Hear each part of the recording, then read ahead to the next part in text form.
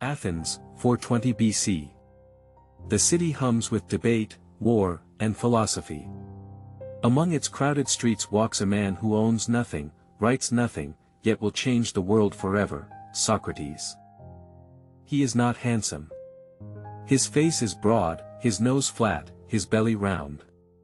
But his eyes, sharp as daggers, see through lies, through pride, through the illusions men call truth. This is not the day of his trial, nor his death. This is an ordinary day, a Tuesday, perhaps. A day when philosophy was not written in books, but spoken in the streets. Dawn breaks over his modest home.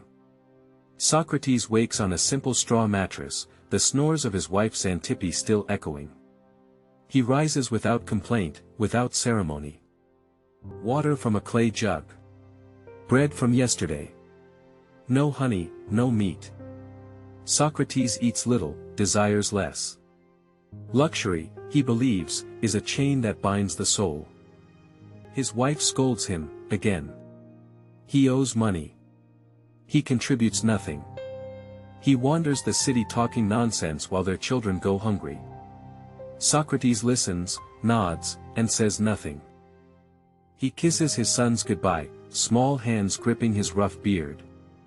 They do not yet understand what their father does. Perhaps they never will. Barefoot, always barefoot, Socrates steps into the Athenian morning. The streets smell of olive oil, baking bread, and donkey dung.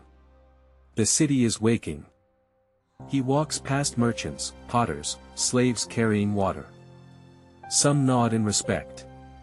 Others whisper, "There goes the gadfly, the troublemaker, the man who asks too many questions."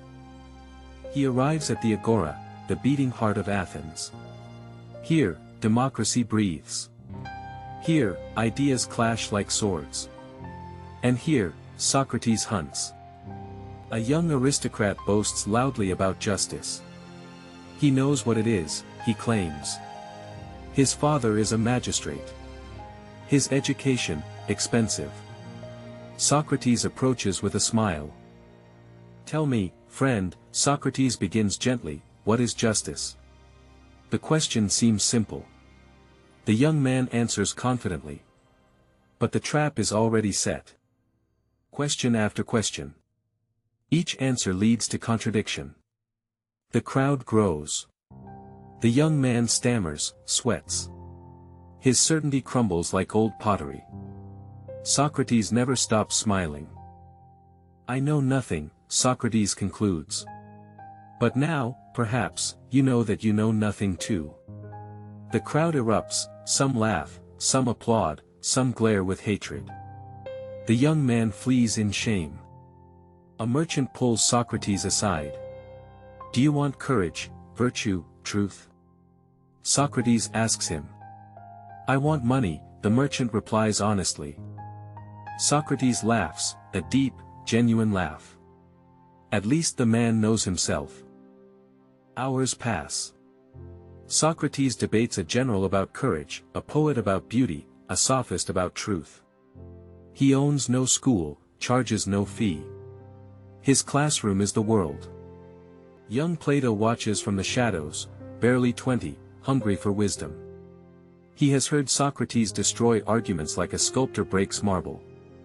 Today, he decides, this man will be his teacher. The sun climbs high. Socrates has not eaten, has not rested. But his mind is alive, burning, relentless. This is his purpose. This is his prayer. Evening descends. The Agora empties. Socrates is invited to a symposium, a drinking party where philosophers recline, drink wine, and argue until dawn. He accepts. Inside a wealthy home, men recline on couches. Slaves pour wine. The conversation turns to love, to death, to the nature of the soul. Socrates listens carefully, then speaks. Near midnight, Socrates rises. Others have fallen asleep mid-sentence. He walks home through silent streets, alone with his thoughts, his daimon, the inner voice that guides him. But the city will not forgive him forever. In 7 years, they will accuse him of corrupting youth. They will offer him exile. He will choose death instead. Hemlock will stop his heart, but not his questions. Through Plato, through history, through every student who dares to ask why, Socrates will never die. So remember him. Not the marble bust. Not the myth. Remember the barefoot man who owned nothing, who taught everyone, who proved that the greatest weapon against tyranny is a single question: why?